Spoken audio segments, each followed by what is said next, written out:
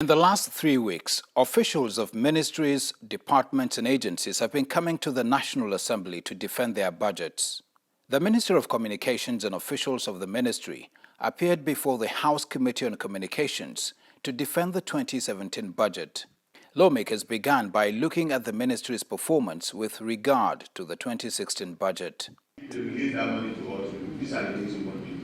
The lawmakers were, however, displeased with the responses received and took this position.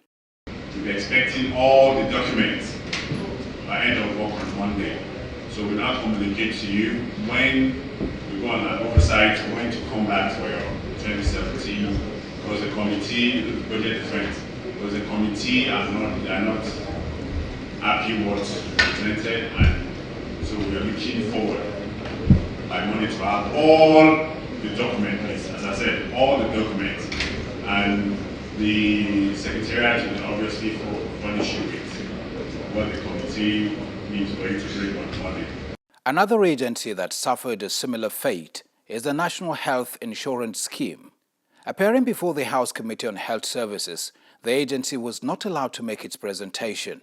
Based on 2016, 2015, and to really arrive at what critically is happening in terms of the status of that organizations. To that extent, the National Health Insurance never gave respect, one, that they exist based on the creation of the law. A committee headed by the deputy chairman of this committee was denied access to information. Letters were written straight to the agency, they were denied. They were not respected.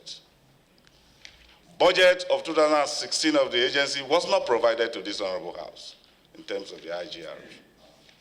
They flouted the law. The Minister of State for Petroleum and officials of the Ministry of Petroleum Resources also appeared before the House Committee on Petroleum Upstream for the 2017 budget defense session. The minister outlined the achievements of the ministry in 2016 and made some projections for 2017. There was struggle, of course, in 2016, like you know, a lot of militancy issues. Per barrel drop all the way down to about 1.2 million barrels. We were able to push that consistently upwards, despite critical hits in Forcados and a few other areas. We have been able so far, at least by the end of December, to get a production up to about 1.8 million barrels, and today about 2 million barrels. The Chief of Army Staff and officers of the Nigerian Army were also guests at the National Assembly to defend the Army's 2017 budget proposal of 152.8 billion naira.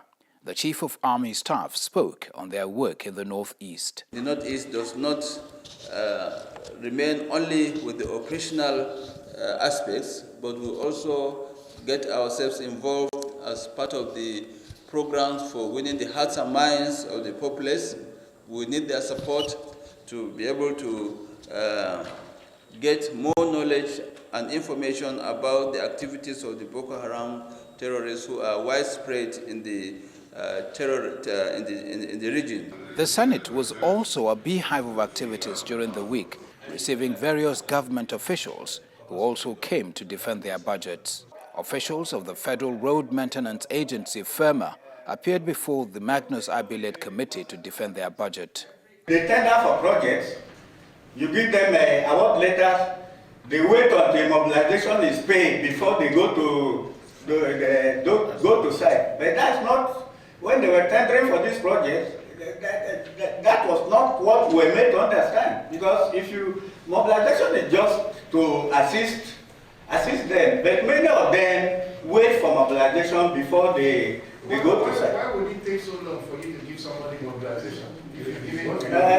Some of them have difficulties in giving us performance bond, APD from banks. Their banks were unwilling maybe to give them or whatever. So we had that problem. What you said that you don't have any IPCs outstanding, that's not correct. I have people who have sent me text messages of debts that they are being owed by FEMA. So there's no way that can be correct information if contracts were awarded since November that last year, and then up till now, nobody has been able to access anything or raise an IPC, then it means that the whole contract process was a failure because it achieved nothing for the Nigerian people.